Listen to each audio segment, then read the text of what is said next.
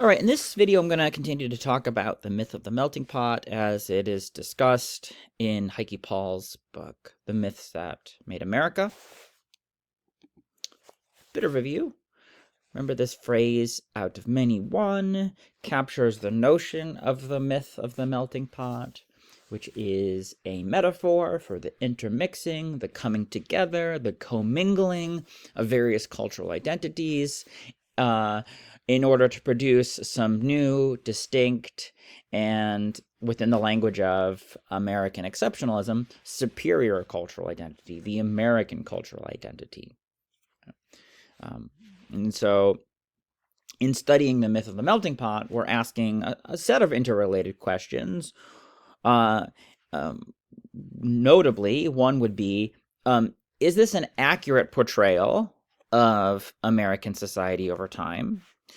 Do various cultures come together in order to produce a distinct American culture? And if it does accurately describe the formation of the American identity, we can ask the second critical question, which is, should that have happened? Was it good for it to happen?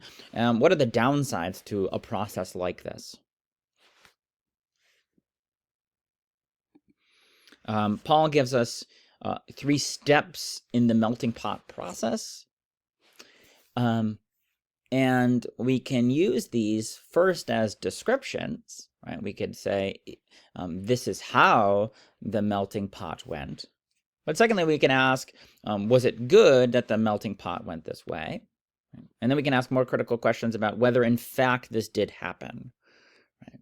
So as a myth, we can ask, does the melting pot myth describe how the American identity was formed? Or does it tell a sort of story, an ideological story, which provides cover for the harmful institutions and practices that were at the foundation of American society? So remember, one of the roles of myth about America might be to provide cover or explanation or for justification, or to paint in a more positive light some of the institutions and practices that were present at the formation of our society. So we have assimilation. Assimilation is the idea of groups on the outside entering a society and taking up the values that are internal to that society. So assimilation poses interesting questions, like, in the context of the United States, were there sufficient pre-existing, distinctly American values that immigrants could assimilate to, right? Or, if the melting pot imagery is correct, were the American cultural values being developed over time as the result of the melting process, right? So if the American identity really is the product of the intermixing of a variety of cultural identities, then the people who originally came here really had no values to assimilate to. Rather, they were part of the process of producing that American identity. So maybe assimilation can only occur once the distinctly American cultural identity is formed. And so early immigrants weren't really assimilating so much as they were producing the distinctly American identity. Regeneration. This refers to the process of maintaining a consistent American identity in light of inevitable change. Right? So over time, the American identity, if there's going to be one, is going to have to endure various changes in cultural practices and institutions. And then emergence refers to the sort of the final product of the intermixing, the melting, the coming together to produce some new and distinct form of identity, the identity that we might call the American identity. Or we might need, as we'll see in this lecture, to make that plural, American identities, because we might see that the history of American culture is not a history of producing one single and distinct American culture, but maybe the production of various distinct American cultures. So this can be captured with phrases like African American, where we have a distinct culture within American society that changes and develops over time, but remains distinct from other cultures that are also within the United States. So on the one hand, the myth of the melting pot can be constituted singularly. We have one melting pot. All of the cultures that come here are added to the pot. They are the ingredients and the production of the distinctly American identity and culture. But many scholars who have analyzed the myth of the melting pot have noticed that it seems as though there actually are distinct melting pots. So we do have intermixing. We do have the production of cultural identities, but there's not just one single identity, but rather multiple identities which develop over time and exist side by side, but don't themselves mingle. Right? So Milton Gordon, for example, notes how the distinct melting pots are produced by structural barriers between groups in society. Most notably here, we have the idea that segregation kept specific groups of people distinct from one another. Right? Segregation prevented mingling, prevented intermixing. So we had coexisting melting pots producing distinct American cultures. So on this view, although there develops a distinct African American identity that results from assimilation, racist institutions, and policies and attitudes, it prevents the emergence of a distinctly American identity as such. In other words, although African Americans lived in the United States, because they were discriminated against, because they faced the institution of segregation, they couldn't fully contribute to the production of the American identity as such. They were kept out of the process. And so therefore, with the passing of time, they created their own novel cultural identities within the United States. So as he notes, Negroes, Orientals, Mexican Americans, and some Puerto Ricans are prevented by racial discrimination from participating meaningfully in either white Protestant or white Catholic communities. And so here we get serious questions about the plausibility of the melting pot. Right? When whole groups of people are kept separate from other groups of people, it's hard to see how the intermixing and the melting that the myth describes is even possible. And so really, according to Gordon and others, we have distinct melting pots, or artificial melting pots. Right? And here we can therefore use the melting pot as a critical tool for evaluating American culture, rather than merely an ideological tool which celebrates American culture by creating an image of what American culture has achieved. So a critical analysis of the myth of the melting pot observes its role in, let's say, obscuring or disappearing significant and meaningful cultural differences within categories of minority groups. And so if there are multiple melting pots within the United States, and the melting pot involves a bringing together and intermixing and then producing something new, we might worry that for some groups, this will entail a loss of cultural identity over time. As their identities are added to their specific melting pot, their cultural identities are destroyed in order to produce something new, something more homogeneous, and maybe something that's even less representative. Right, so as Paul notes, the practice of classifying as Black individuals with any African ancestry, African American communities are racially mixed in unacknowledged ways, leading some scholars to argue that the Black segment of the U.S. population constitutes the only genuine melting pot in the American society. So this reflects the idea that whites in particular historically over-categorized, right, stereotyped, and produced a singular culture called African American culture, when the reality is that within the African American community in the United States, there are a wide variety of specific cultures, and that's because obviously the continent of Africa has a variety of distinct cultures, and so therefore the ancestors of currently existing African Americans had a wide variety of cultural practices, including linguistic, cultural, and regional.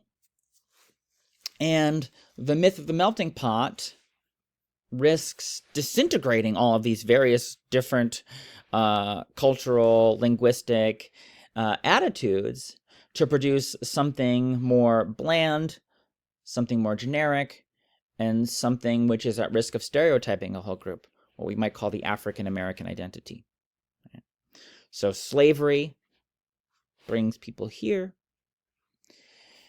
Segregation keeps people apart. And then what I'm calling here de facto racist institutions and practices, and by de facto I mean in fact, i.e. non-legal, right? Here we should observe that racism can exist even if all groups of people within a society have equal legal rights. They may still exist in a society that has unjust racist practices or social attitudes. These processes have, one after the other, caused for the disintegration of cultural diversity within the African American culture, especially from the outside. So here the idea is the dominant white culture of American society oversimplifies and categorizes what is really a great amount of cultural diversity within the African American community to label the whole group of people one single group, i.e. African American, which is an oversimplification, right? So the melting pot within African American culture risks oversimplifying, reducing, and with time even destroying diverse cultural practices.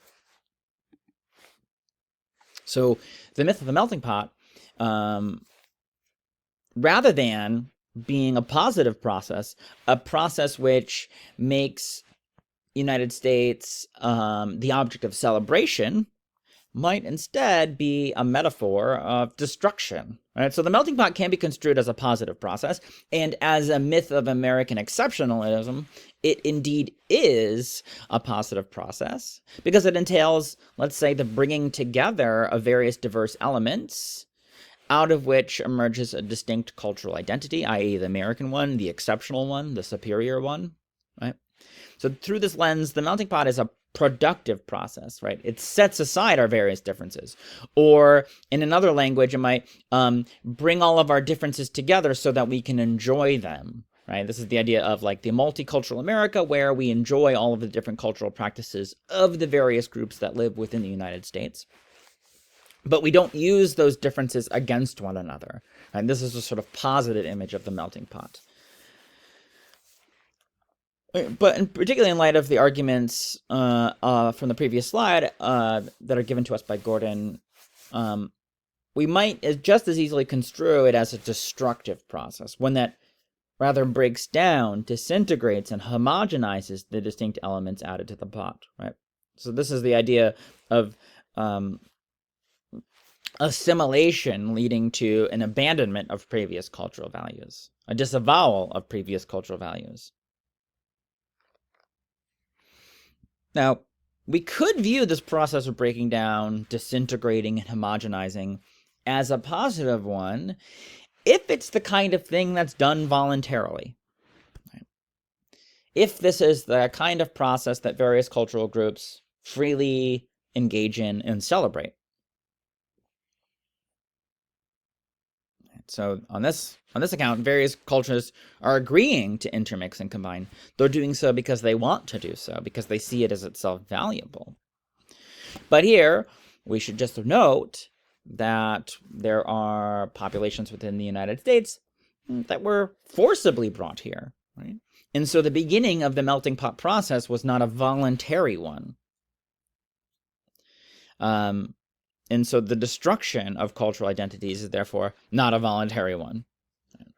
And that should make us at least as Paul argues, a little bit more pessimistic about the myth of the melting pot. Okay, the melting pot and miscegenation. The melting pot describes the mixing together of various elements. And so the notion of miscegenation is clearly relevant to this myth. And miscegenation is a concept that the United States has a pretty complex relationship with. So miscegenation refers to the act of sexual reproduction between individuals of different ethnicities, races. I say the United States has a complex relationship with miscegenation because it has at times outlawed it, right? Other times celebrated it, other times raised moral questions about it. It has seen it as a productive force, and other times as a taboo force. We've been uncomfortable talking about it. Paul notes that miscegenation is related to the previous notion of amalgamation, right? Amalgamation being like the adding together of various elements, which historically referred to the mixing of both racial and non-racial identities. So Ruby Kennedy, for example, describes the triple melting pots, the Protestant, the Catholic, and the Jewish, as distinct melting pots coming together. So historically, there were groups who were reluctant to intermix on religious grounds, just as historically in the United States, there were individuals reluctant to intermix on racial or ethnic grounds.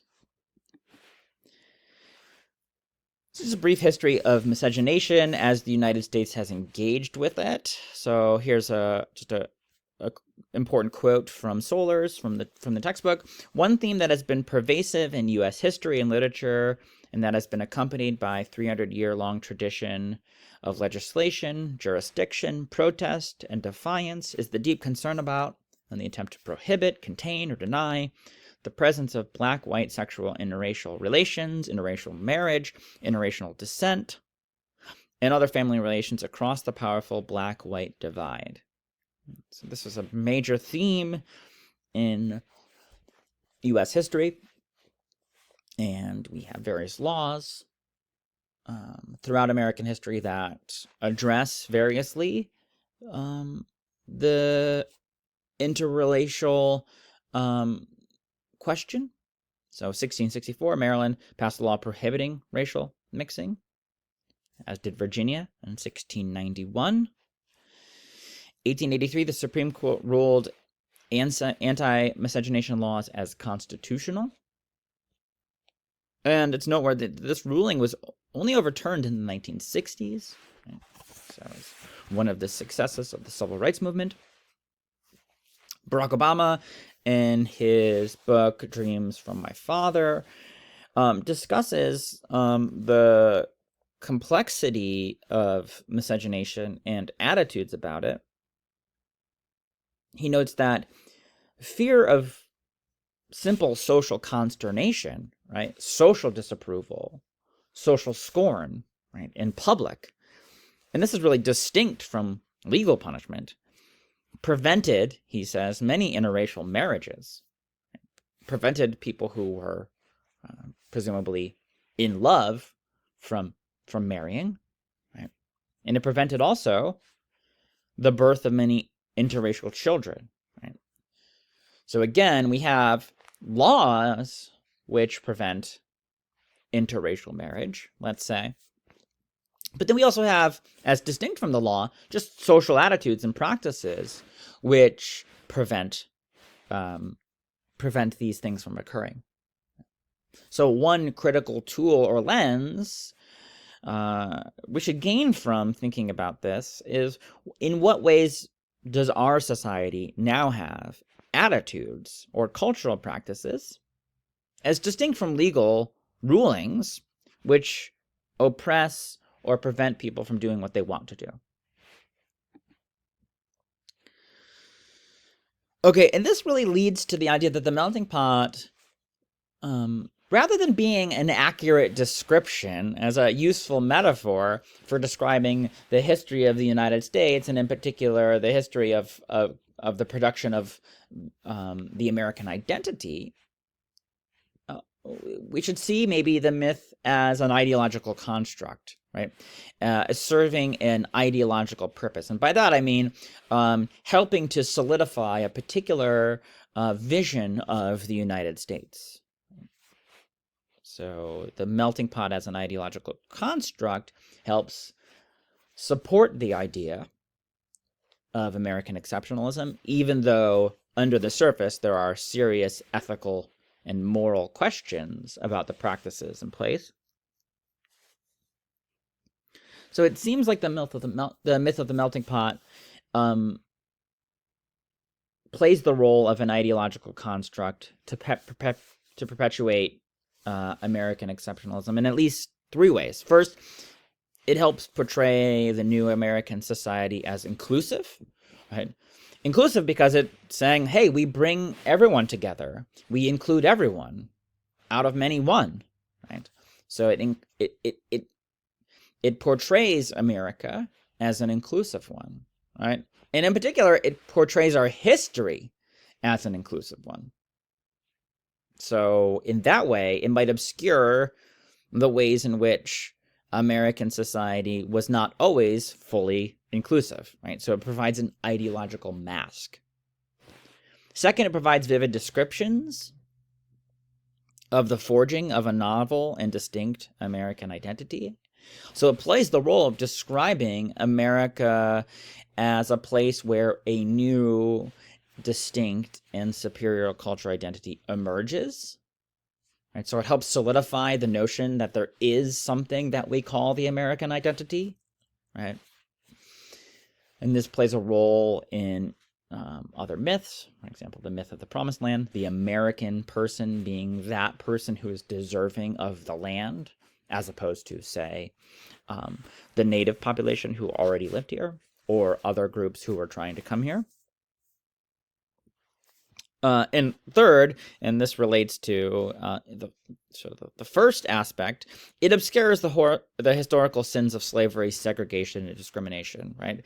It paints a positive light on the past by saying, yeah, American society was made out of various cultural identities. We included everyone, right? And of course, this overlooks the way in which various people were first legally and then socially excluded. So the melting pot, insofar as there was a melting pot, was an exclusive one. It was selective. It involved the intermixing of specific and approved cultures and identities, not just all of them. Right? Related to this is the notion of advocates of miscegenation, i.e. interracial marriage and intermixing through sexual reproduction, as a means of ending racism. So reacting to the scourge of racism, some, I'd argue, well-intentioned authors suggested interracial marriage was necessary to end racism. So for example, Maria Child envisioned interracial sexual reproduction as necessary for realizing a truly egalitarian society, one in which blacks and whites in all walks of life could mingle freely and easily. I think this is the idea that if society saw blacks and whites coming together as engaged in the most intimate relations, that this would reduce stigma, make people more welcoming, and certainly there is no doubt some truth in that. Right? If people engage with one another, they're probably less likely to stigmatize and disrespect one another. But this also just poses a challenging and kind of ironic paradox, because it's, on the one hand, it's certainly true that laws preventing marriage between, say, blacks and whites, it's clear to say that those laws are unjust laws, right? Those are unethical. On the other hand, African Americans should not be treated with respect merely because they engage in intimate relations with whites, right? So this view that miscegenation can help end racism is the suggestion that African Americans can gain respect through their interactions with whites. Right? So only by interacting with whites would they gain respect. So for African Americans, the solution to racism is to more closely integrate with the same group that previously oppressed and subjugated them. Right? This is sort of a funny paradox that, as we'll see in a moment, the Black nationalist movement revolts against. Right? So it is, therefore, the suggestion that African Americans can gain respect by having interracial marriage and reproduction with whites, and thus by becoming less themselves, right? In the United States, historically, we've talked about becoming a colorblind society as not seeing skin color, right? But this can imply that it would be better if there wasn't skin color, or if we didn't have distinct skin colors, right? And so here, again, we have the notion of erasing cultural identity rather than celebrating it.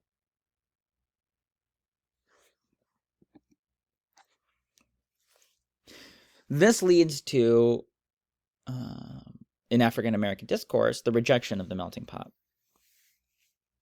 So this is a more active rejection.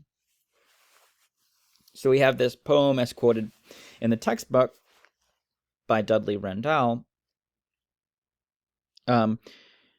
which conceives of the melting pot as a tool for assimilating all Americans into a dominant and white culture.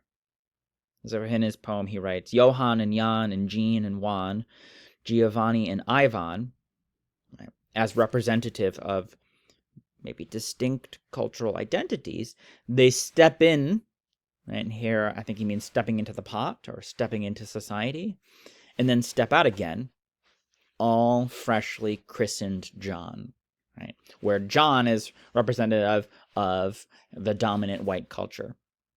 So we have distinct cultures stepping into the pot, and they're all coming out the other end, worries Randall, as just one homogeneous culture. And Randall's work anticipates the Black nationalist movement, which much more aggressively rejects black and white interaction. Right? So the Black nationalist movement is a movement which rejects the intermixing and rejects the notion that the intermixing will be the solution to the problem, because they see that the intermixing maybe has as its goal the erasure of African American cultures, just as in previous generations, indigenous populations worried that intermixing would be done to erase indigenous tribal culture.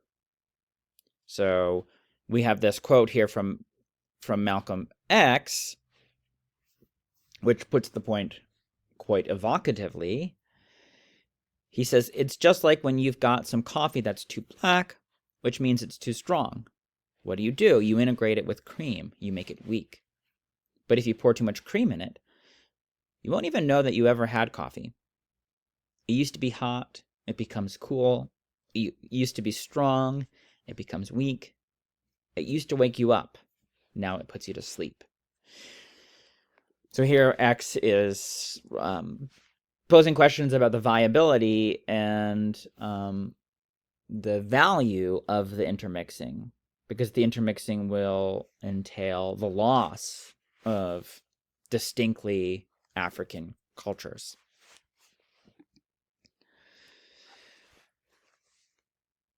Now, the black-white description of the intermixing is, of course, just one kind of intermixing, and it's maybe the most polarizing form of intermixing in the United States, and that's because we have a long history of black-white relations being violent, oppressive, dangerous, morally challenging.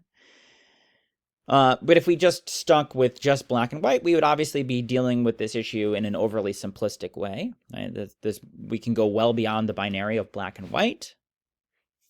So as Paul notes, besides European immigrants and African Americans, whose ambivalent reactions towards the melting pot myth have so far been at the center of my or her discussion, other groups, of course, have also dealt with the topic: Native American, Asian American, and Mexican American critics, among others. And writers have articulated alternative models to the melting pot, which emphasize the hybridity, fluidity, and multidimensionality of American identities. More practically, recognition of multiraciality in the United States eventually led to a new movement, to a recognition of multiracial identity in the American census, for example, enabling citizens to select multiple racial identifications in reporting to the government their status. Right? So this notion that you can report multiple racial identities is itself casting a critical eye on the notion of the melting pot, right? The melting pot didn't work in the sense that it didn't produce some distinctly American culture or identity, right? Rather, we have various cultural identities which exist side by side in the United States. And it's worth observing those differences. And so we get, in the 60s, the turn away from the melting pot as the prominent language or metaphor, and we get what we call the multicultural turn. And so this turns away from the melding, the bringing together that the melting pot describes, to the value of multiculturalism. So while the melting pot emphasized the mixing together of various cultural and racial elements to produce a distinctly American identity, multiculturalism celebrates the distinct cultures and racial identities which make up the American citizenry. Right? So here we're not bringing together and disintegrating to produce something new. Rather, we're celebrating the standing side by side of distinct cultures. So rather than being fully blended, as in the melting pot imagery, multiculturalism describes the various cultures as distinct, standing side by side, and interacting. Of course, the notion of multiculturalism, or the multicultural turn, doesn't deny that blending happens, and it doesn't deny that novel identities are the result of this intermixing. But those novel identities are not homogeneous, and they themselves stand side by side with other cultures and identities in American society. Okay, so finally, the multicultural turn and the position of multiculturalism has four major features. These are features highlighted by the scholars Glaser and Moynihan, who, in their book, reject the melting pot myth. They argue that the multicultural position has four distinct positions or tenets. It sees cultural diversity as valuable for its own sake and thus worth maintaining. Right? So here we should celebrate cultural diversity as a good, which is distinct from saying cultural identities come together, get intermixed in order to disintegrate but produce a new culture. It views monoculturalism, which is the production of a single, distinct American culture, and ethnocentrism, which refers to treating as superior one ethnic cultural identity as oppressive. So monoculturalism and ethnocentrism are oppressive practices rather than practices to celebrate. Third, it demands that there be equal representation in decision-making for all cultural identities, ensuring in particular that inclusion of previous marginalized groups occurs. And so everyone needs to have a seat at the table in the decision-making processes, especially those decision-making processes that lead to rules and regulations and practices and institutions that govern society. 4, it advocates for equal access to society's resources for all cultural and ethnic groups.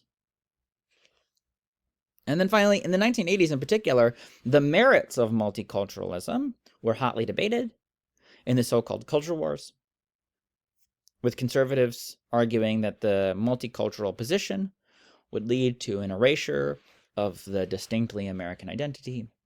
And then in the 90s and in the early 2000s, we get many philosophers and sociologists engaging with the question of whether multiculturalism is valuable, whether multiculturalism is harmful, and critically evaluating whether this notion should be celebrated or questioned.